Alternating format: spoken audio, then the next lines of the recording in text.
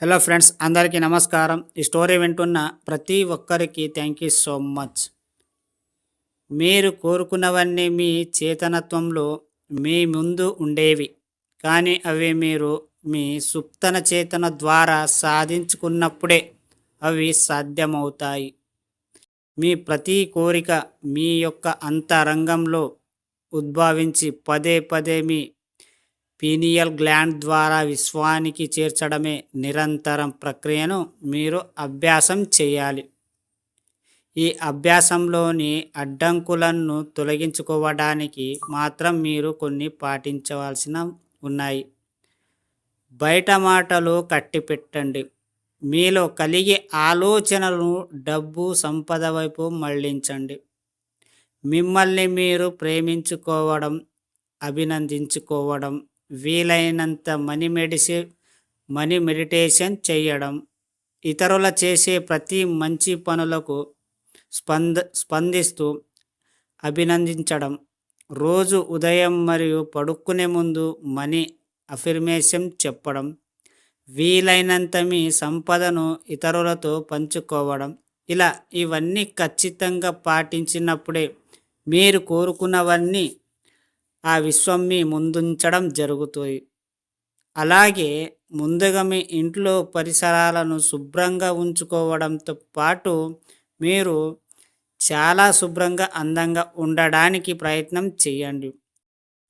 మీరు నివాసించే గదిని ఒక అద్భుతమైన వరలు కురిపించే గదిగా, దాంట్లో అడుగు పెడుతూనే మీరు ఒక కొత్త ప్రపంచంలోకి అడుగు పెడుతున్నట్లు భావించండి. ఎప్పుడైతే మన ఉన్న చోట బాగుంటుందో, చాలా క్లీన్గా ఉంటుందో, అవతల వ్యక్తులకి ఇంట్రెస్ట్ రావాలి నీ మీద. అలాంటి క్రియేట్ మీరు చేయాలి. మీరు ఎప్పుడైతే మీరు స్వచ్ఛగా ఉంటారో అవతల వ్యక్తికి మీరు ఎక్కువ కనెక్ట్ అవుతారు. మనము చాలా శుభ్రంగా ఉండాలి.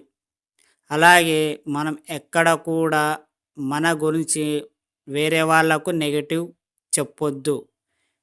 మీరు పాజిటివ్గానే ఆలోచించాలి.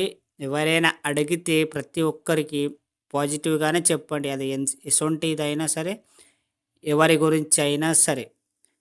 ఎప్పుడు కూడా ఒకరి గురించి నెగటివ్గా చెప్పకండి.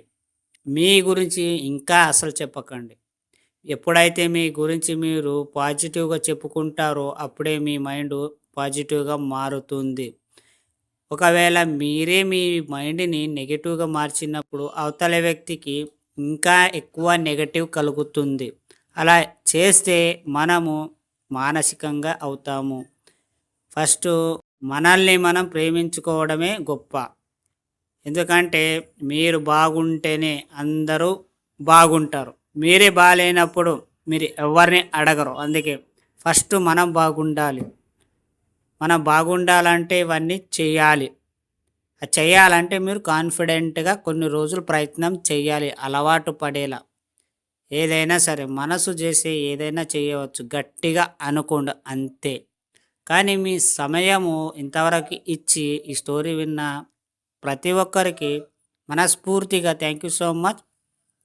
అలాగే విశ్వానికి కృతజ్ఞతలు.